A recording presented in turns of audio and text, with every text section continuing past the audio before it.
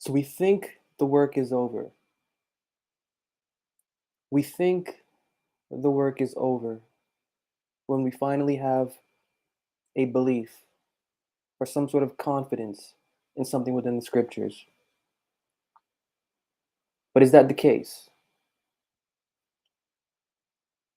Is that the case that our belief and what we would have for a belief should become complacent, um, should remain without growth? Is this really what the experience would have us?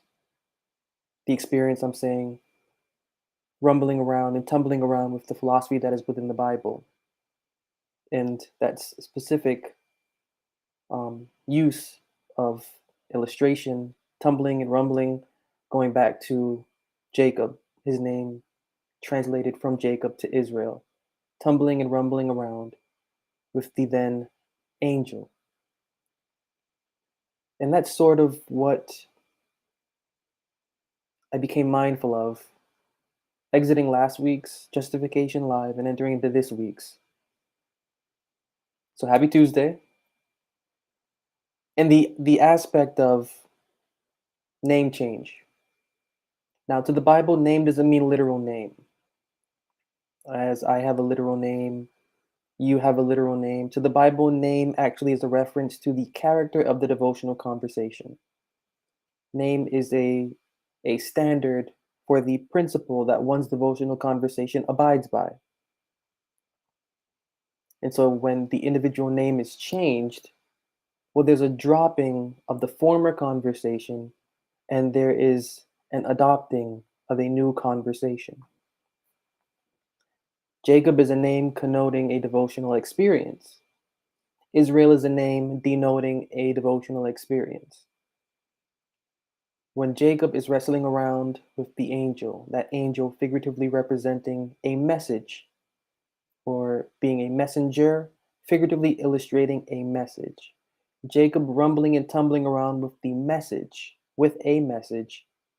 ended up having his name changed or ended up receiving a new name, almost like in the Revelation in that third church.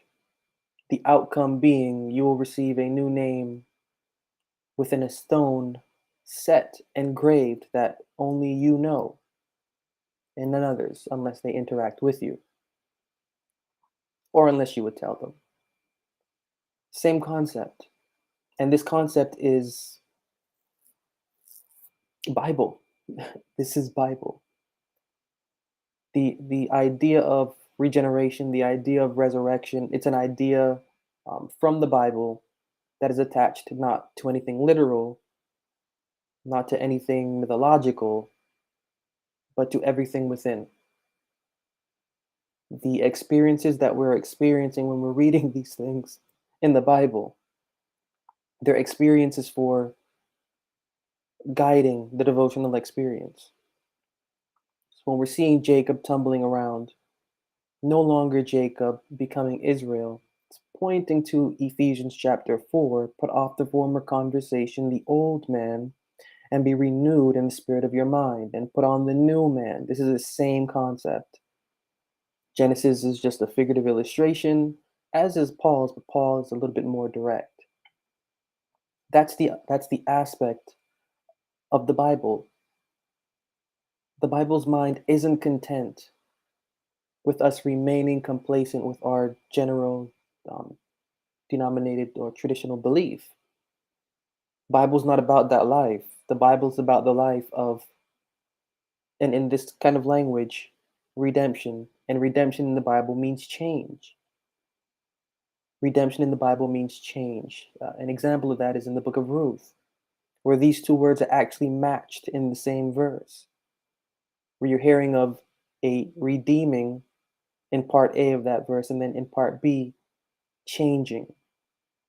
The idea of redemption is the idea of changing, and not the human being changing, but it is the name that has to be changed. That's cool because when we strip away, what we would take this to mean and look at it from or through the lens of the scriptures, the name that is to be changed, we enter into our belief with different names. We enter into our belief denominated. And it is from that denominated belief that we create a name for our own self. So you may be in a denominated belief and you can go, you know what? I don't really believe that, but I'm still going to hang around in this denomination because it meshes with my soul. And it goes along with my worldview. So I'm going to hang around in this religious denomination. I don't believe all of it, but I'm going to hang around here. And so we name ourselves. We give ourselves a specific name of belief. The Bible understands that. That's how it generally goes. But what next takes place is that name that we give ourselves has to go away. And we have to inherit a name from our experience through the experience or through experiencing the words that are within the scriptures personally. So we are adopting initially a name. And the transition there is embracing the change or the redemption of that was adopted for inheriting a new name. And this new name is a name that resembles our individual human being, that resembles our individual person. This is that name that we are to maintain our own human being by, personally and devotionally. And to the Bible's mind, that's the most important thing because the Bible doesn't really want robots. The Bible doesn't want robots. The Bible wants independent thinking names. And so when going through last week, the importance of that mantle, I kind of settled on this idea of the mantle. Elisha saw that mantle, picked it up, and did things with it. And we also having a mantle that's lying right there next to us, but we can't see it until we are willing to become naked. Only then, when we are willing to become naked, not literally, mentally, devotionally, philosophically, then can we have the mantle sitting there that these scriptures would have us cloak ourselves with. So that idea, kind of sitting with me and transitioning that idea to a more concrete aspect of embracing what that actually means. Embracing what that actually means. Because when our conversation is born, when we have our faith in whatever denomination we have it in, it's already it's conceived in a cloak or in a mantle in and of itself. The denominated theory is what we take hold of. And again, we may not believe in every single principle of that denomination, but we hang around because it goes with our worldview, it goes with our lifestyle, and it trends upwards toward what we would accept, quote unquote, God to be. So while we're in that denominated realm, in that matrix, going back to a post I posted recently on the matrix, while we're in that religious matrix, we are actually taking bits and pieces from that matrix and we're naming ourselves. We're giving our belief a name. We're giving our belief a specific definition. And it is from that specific definition that we carry ourselves. Sure, we're going to go with the theories of that denomination wherever we are. We're not going to get away from those theories, but at the same time, we're still going to be mindful of the fact that those aren't really what we believe. We believe them to an extent. We believe in an interpretation of them ourselves. We have an opinion of them. We have a notion of them. We're naming our own self from it. In the Bible, that's all well and good. That's general conception. All are conceived in this way. Not all literal, all conversations are conceived in this way. But the Bible doesn't end it there. While conceived in this way, there has to be a putting off of the name that we would give ourselves, the name that we would adopt, to accepting the name that we should inherit. And every name will be different. All sincere conversations will inherit a name. Every name will be different because every experience is different. And the calling of that specific conversation of the individual human being and the individual human character and the individual human personality will, again, differ from person to person. But the process is the same. The process is the same. The same individual, the same independent process of learning and of changing or redeeming. Again, Bible mixes these two words. Redemption is change. Redeeming is changing. What is to be redeemed or changed is the mindset of the devotional conversation. What is to be redeemed or changed is the name of the conversation. As Jacob was changed to Israel, so we have a name, not our literal government name, but the name of the type of brand our devotional conversation is. We have to go from Jacob to Israel. We have to go from whatever name we would call ourselves to whatever name we should inherit, because Jacob never called himself Israel. That name was inherited. He inherited that name, he accepted it. Same concept. As Paul is saying, put off your former conversation, Jacob is synonymous and figuratively illustrates a former conversation. And as Paul is saying, be renewed in the spirit of your mind and put on the new man or the new mind, Israel is a connotation for a new devotional conversation, for a new devotional experience. Same process. And as I was, still thinking about this as time went by since last Tuesday, I thought about a passage in the book of Corinthians 15 where Paul is talking about resurrection. He's talking about the regeneration and resurrection, and he's getting questions from the Corinthians about what kind of body will I receive when this takes place. And Paul is letting them know, first of all, don't be so foolish. You cannot have anything quickened until it dies. And more than that, God has given what is to be quickened a body of its own. So winding that in that little piece in that chapter with the message that Paul is giving afterwards and then in previous chapters, our conversation, the nuts and bolts of the Bible's core philosophy is the resurrection of the devotional conversations, thoughts, and feelings. The body to be revived is not a literal body. In right context, and this verse has a context of its own that can be taken in that sort of secular religious context, but in the primary mindful context of the scripture, of the Bible, the body to be received is a body of belief. The body under discussion is a body of belief. It is the body of belief that is to go through a transition. It is the body of the belief that is to go through an advancing. It is the body of the belief that is to be changed or to be redeemed according to the Bible. So this is Bible. Redemption to the Bible really has nothing to do with the human being and everything about this with the human being. That's not Bible. That's secular religion. The core philosophy that is within the Bible has everything to do with the redemption or the changing of not the human being, of not anything associated to the human being, but to the devotional conversation, how we carry our body of belief. It is the body of belief that is to go through the change that we are thinking about when we're thinking about these ideas of resurrection, afterlife, and all of this.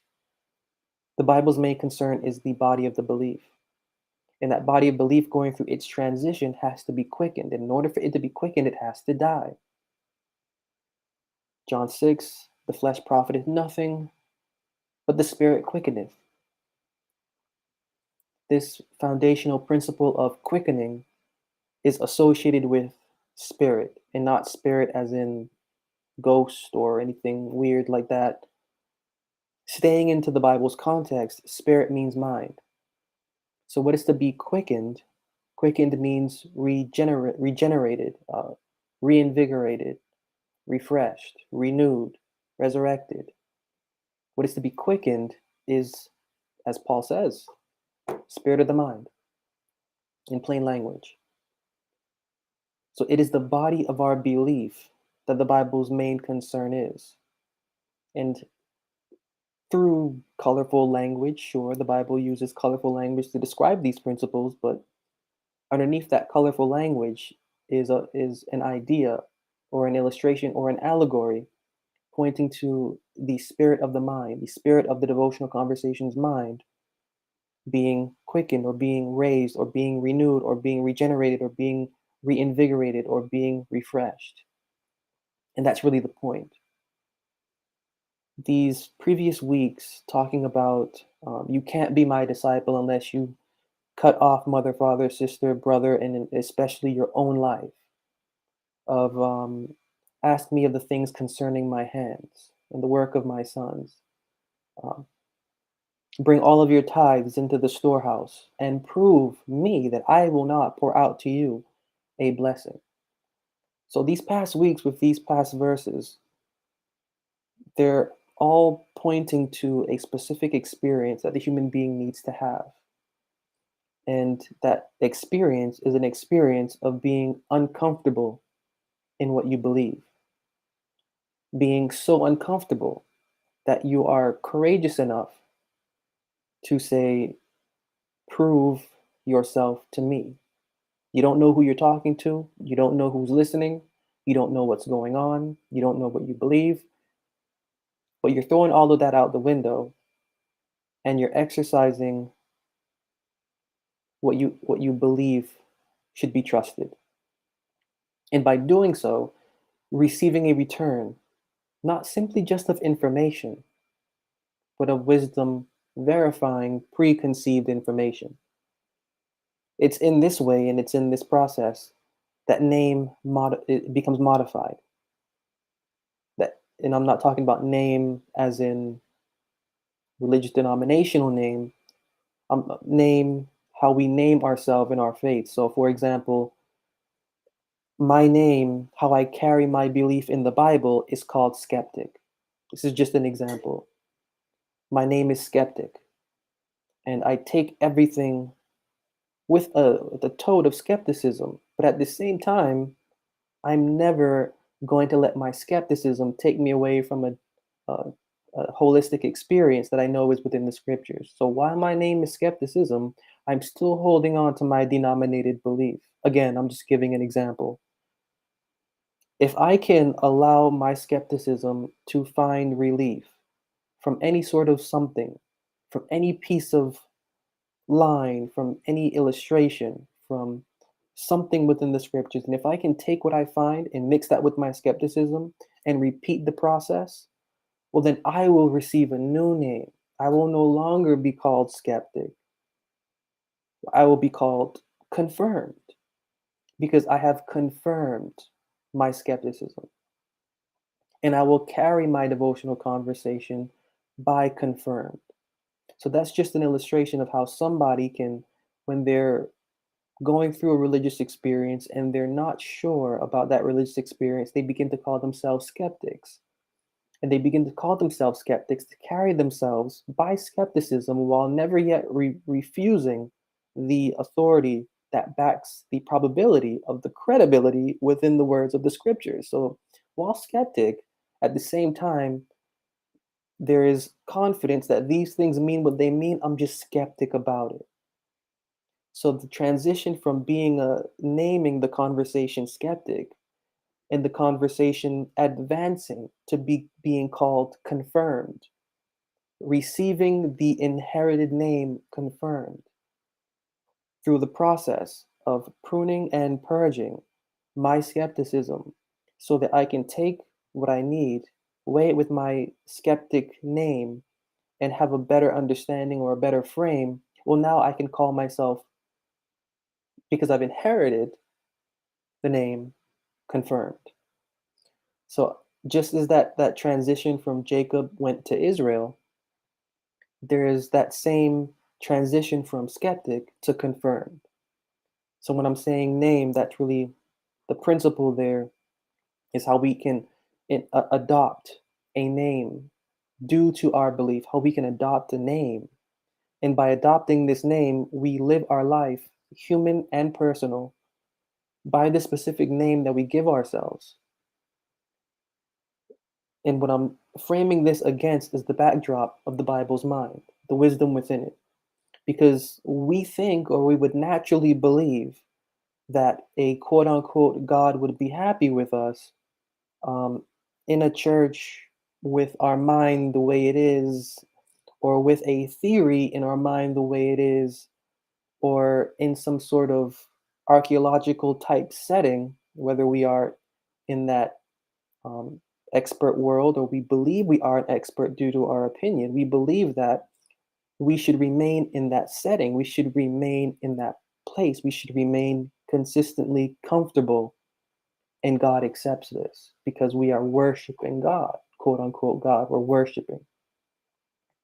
But the Bible doesn't condone this kind of behavior. The Bible's not about that. That's something else. But the philosophy within the Bible does condone is the human being rationalizing their devotional being. Is the human being testing their belief? Is the human being putting their belief to the test by the belief that is within the words, within the scriptures?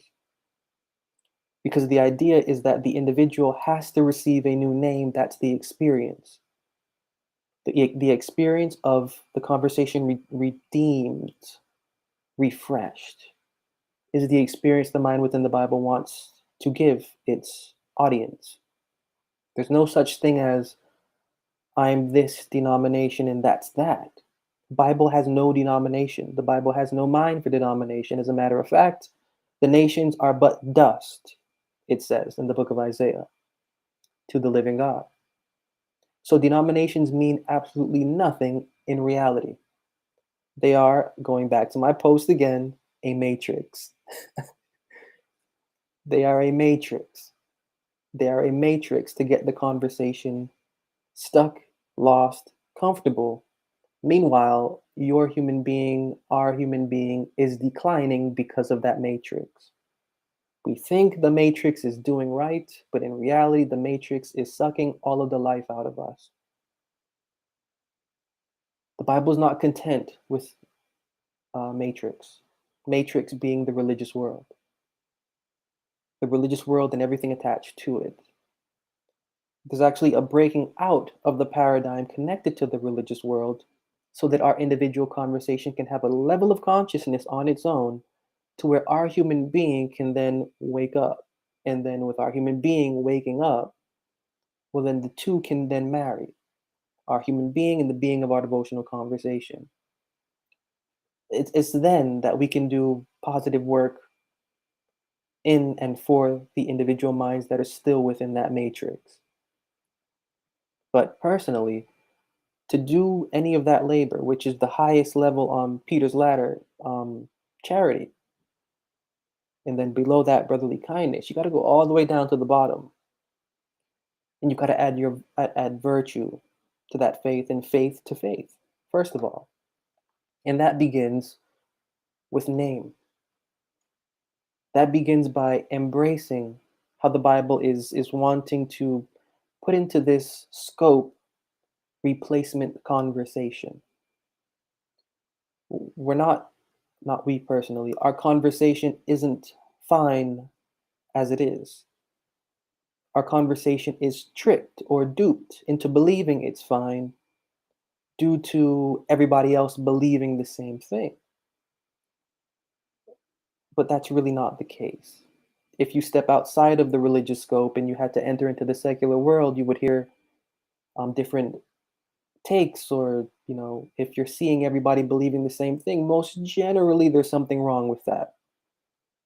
But because we are not simply natural, because we are simply our devotional side guides our human being, and as human beings we crave community, and as community we crave leadership, and as human beings craving community, craving leadership, we love to embrace the energy of other people for inspiring us to do things our own self. That's just how we are as human beings. But that's that's our personal battle as human beings, because central or core to the idea within the Bible is placing into the human being's remembrance that they are an individual entity with a mind and an experience of their own. And we can't really benefit anybody until our entity is structured. The Bible's core philosophy is about structuring the entity that we individually as human beings are. To get to that structuring, the devotional conversation has to be prime. Dealing with things on a flesh based level, it will confuse our experience to believing that it's a spiritual experience through a flesh based experience. That's the paradigm that religion locks one into. That's the paradigm that religious theory, that expert academic theory locks one into. And it's a continual conversation with no gradual benefit, with no gradual alleviation, with no gradual return of understanding. Reminds me of Paul and Timothy speaking about such individuals, saying that they are ever learning, never coming across the knowledge of the living God, ever learning and never knowing anything. That's a curse. But we can break that. The thing is that we have to take into consideration our conversation's conscience. And Bible is calling for our conversation to revamp itself, to restart itself, to refresh itself. We enter into the religious world with a belief, and the Bible understands that completely, but it's not supposed to remain there. There is a replacement conversation that we are to inherit. As Jacob received his replacement conversation, Israel, so we have a replacement conversation that we are to actually inherit. I go back to, again, to the example from skeptic to confirmed. Born into religious denomination as a skeptic, and then from out of that birth and conception, no longer skeptic, you are now confirmed. Not personally, not anything in a religious sense. I'm talking personally. You have personally confirmed your skepticism to your own self. And now the conversation has adopted a new name, confirmed. And that's just the trend. Everybody goes through different experiences, and those different experiences, well, they amount to different names. So you have one individual that will go through an experience, a religious experience, they will be called skeptic. Another will go through a religious experience and they will be called settled. Another will go through a religious experience and they will be called fine. Another will be called elusive. Another will be called eccentric. These are names not literally given, but figuratively associated with the type of character that our devotional mind has. And we're not supposed to, according to the philosophy within the scriptures, for the sake of our human being, remain in these names. These names are to be challenged by us to where we can, instead of adopting that name and crafting out that name for ourselves, we can inherit without hands, as Paul would say. We can inherit without hands the name of our devotional conversation for our existence present. And I think that's a theme that gets forgotten. The different conversations I get, whether through however they come about, has to do with individuals wanting to remain content with their general scope, their general opinion, and feeling uncomfortable with allowing that opinion to be wrong. And so what I like to tell them is that, and how the conversation goes, is that you are going through an experience that is completely right. Of course, it feels wrong to understand that your theoretical understanding of whatever eanity or whatever ism in a religious sense exists, and it's caused hurt. Understanding that that experience is necessary so that you can discover the you in all of that, because it is the you in all of that that's going to define the name that you are to carry personally, the name that you are to gain from that experience, the name that you are to apply to your devotional conversation, the name that you are to engraft into your own self while going through that experience.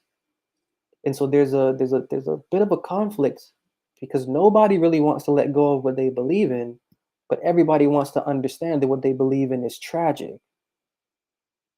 So there's really no there's a conflict there because I want to believe this is true, but I don't want to test it. So I'm just going to remain in some middle ground, and that's where the heart hardens. That's where we remain infants inside of a womb, never being born. And a couple of weeks ago, I made the illustration that a child within the mother never stays beyond a set period of time. But this is what we figuratively do when it comes to our religious belief. We stay within the womb of our denominated understanding, and our devotional conversation really never gives birth to the creature, to the character that it should be. And that's really what embracing that replacement conversation through the change or through the Bible's definition of redemption is for the birth of our individual devotional conversations character is what the Bible is concerned with primarily. That conversation living, feeling, breathing, sensing, in all of that for the good or for the well-being of our human being, because our human being has no instructor. If our human being continues to have no instructor, it will become an instructor unto its own self. And who knows where that will lead us. But the difference between us and everything else is that within us, and especially individuals that have taken a some sort of holistic approach to life, is that there is a character within that is craving birth. There is an inward conscience craving birth. And it is this inward conscience that, when allowed to have its birth, when allowed to live, when we're able to separate our human being from it to give it space to grow, well, then it can then act in benefit for our human being as an instructor. And that's how things work when it comes to instructing us. There's no You can have all of the religious laws in the world and they won't be listened. There are plenty of religious laws in the Bible that are plain. And yet, individuals, expert or not, and all religious denominations violate every single one of those principles that are within the Bible. Their face is looking exactly at them, but they're being ignored. So that's not the way to go. Enforcing religious law, enforcing, I'll leave it at that, is not the way to go.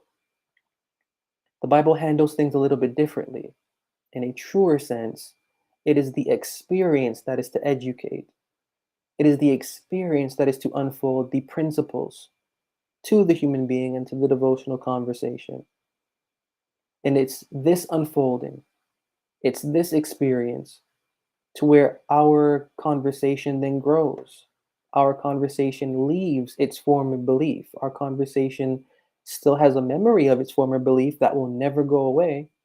But now the experience is giving us material to weigh with what we formerly believed, and a new name is forming.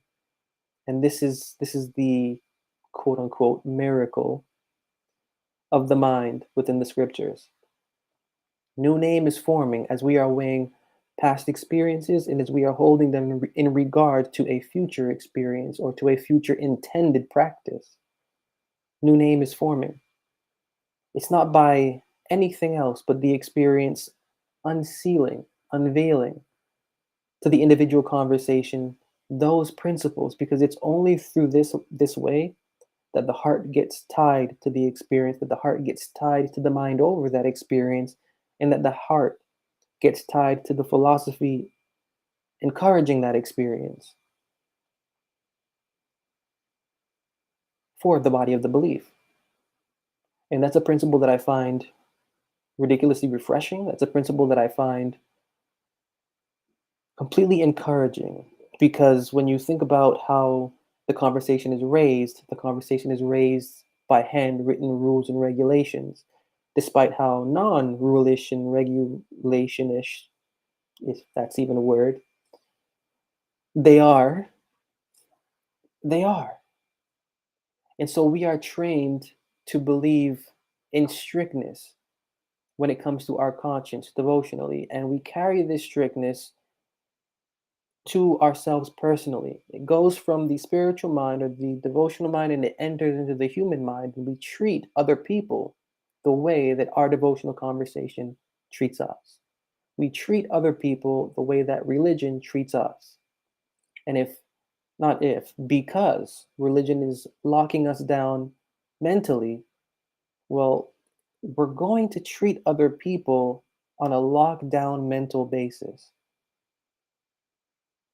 So the change or the redemption the Bible is after, it's really a scope of understanding. It's really a frame of mind, not simply attacking a belief, but attacking the the organization of the human organism. The inward organization of the human organism is really what the discipline within the scriptures are calling for. And so I'll end it with that.